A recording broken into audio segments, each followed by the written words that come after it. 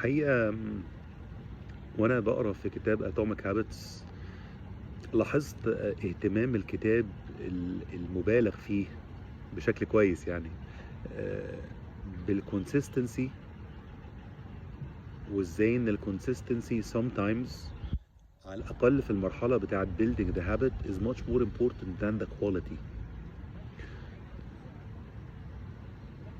وازاي ان just showing up for whatever you want to show up for, whether it's work أو it's anything else، مجرد showing up وان انت تكوميت ان انت تعمل الموضوع ده let's say بشكل يومي، لو هي عادة يومية انت عايز تعملها، مجرد showing up اهم بكتير في المرحلة الاولى على الاقل من الكواليتي بتاعة الحاجة اللي انت هتعملها. let's say ان انت عايز تكتب عايز تكتب جورنال كل يوم، انت خدت قرار ان انت عايز تكتب جورنال كل يوم، مجرد ان انت تكوميت يور سيلف ان انت تكتب جورنال كل يوم، حتى لو مش طالع بالشكل المرضي بالنسبة لك، ده اهم من ان انت تكتب يوم جامد جدا جدا وتاني يوم ما تكتبش وتالت يوم تكتب ورابع يوم ما تكتبش. الكونسيستنسي زي ما جيمس كلير بيقول في اتوميك هابتس مهم لكذا سبب، بس السبب اللي انا عايز اقول عليه هنا هو ان it becomes part of the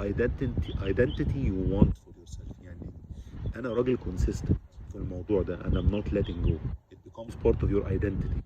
You define yourself بينك وبين نفسك بالموضوع ده. الهدف من الفيديو ده ايه بقى؟ ان كل الكلام ده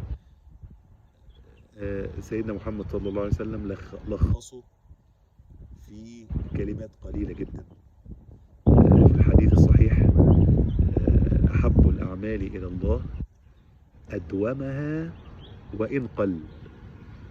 شوف، أحب الأعمال إلى الله أدومها وإن قل. بص بقى، ركز في الكلمتين دول: أدومها consistency، وإن قل quality. طب أنت دلوقتي المهم إن أنت تعمل إيه؟ المهم إن أنت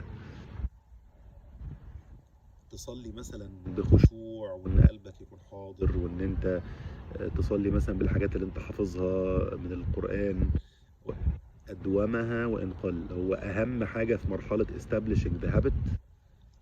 أدومها showing up 5 times a day في المواقيت اللي ربنا حددها إن أنت تعمل الأكت بتاع الورشيب والعبادة اللي هو الصلاة.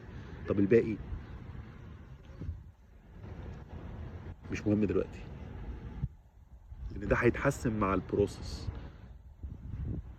طيب انا دلوقتي كنت مسافر ورجعت من السفر وكان عندي مشوار وبعديها والاذان اذن عليا، بس حاسس ان انا مش قادر اصلي دلوقتي بتركيز. هو مش المطلوب ان انت تصلي بتركيز على قد ما هو مطلوب ان انت تصلي. ليه؟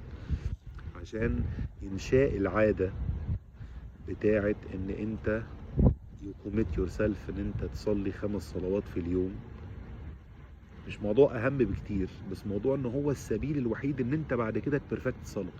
مش هينفع تبرفكت الصلاه وتنط للخطوه بتاعه البرفكشن من غير ما تعدي على الخطوه بتاعه الكونسيستنسي. فعشان كده ادومها وان قل. شوفوا كلمه وان قل دي، يعني انت ما تركزش على ان كل يوم هيكون انت بتعمل الحاجه بالشكل اللي نفسك فيه، لا، المداومه هي الحاجه المهمه. هي درس كبير قوي قوي قوي، والواحد على طول بيفكر في ان هو ممكن يقعد يروح ويجي ويقرا ثيوريز ويقرا كتب، وفي الاخر تلاقي شورت كات سيدنا محمد عليه الصلاه والسلام او ايه في القران الكريم بتلخص لك الموضوع كله في كلمات موجزه وبوضوح. ممكن حد يقعد يلف ويدور حوالين الفكره سنين وما يعرفش يوصلها لك في الاخر، او يوصل غلط وبعد ما يوصل غلط يقول للناس اللي كانوا بيسمعوه: يا جماعه انا اسف والله انا وصلت غلط. وهو معذور لان هو بيحاول يدور على الحق، بس هو في الاخر مش عارف هو هيوصل ولا لا.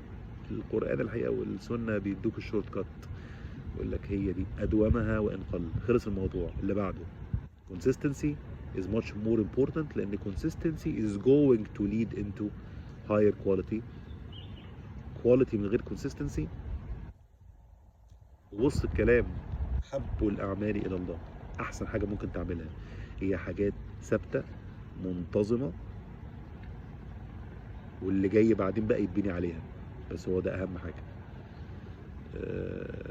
يعني فكرت في الموضوع ده وقلت ان انا اشارككم فيه.